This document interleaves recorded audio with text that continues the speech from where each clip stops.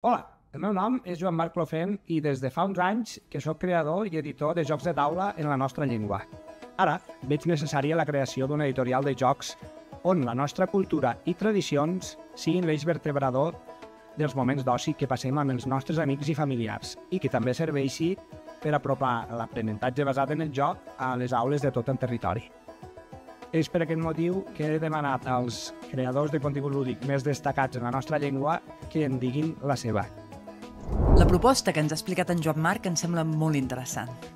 Cobreix una necessitat actual, com és la de crear noves formes de vincle amb la cultura i tradicions. Per una banda, en un món on estem sobreconnectats digitalment, els jocs de taula són el centre d'un espai on es mantenen les connexions reals i es treballen aspectes importants per l'educació emocional. Per l'altra, els valors i cultura propis estan infrarrepresentats en l'imaginari lúdic. Ens sembla una oportunitat molt bona per, a més, potenciar els autors locals.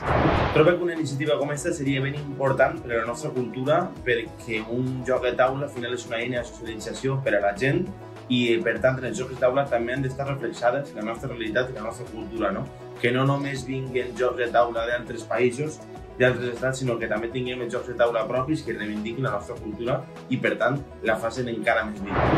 A més, també serveix per fer indústria, és a dir, pots fer crear sinergies amb institucions, amb biblioteques, amb espais culturals, amb turisme local.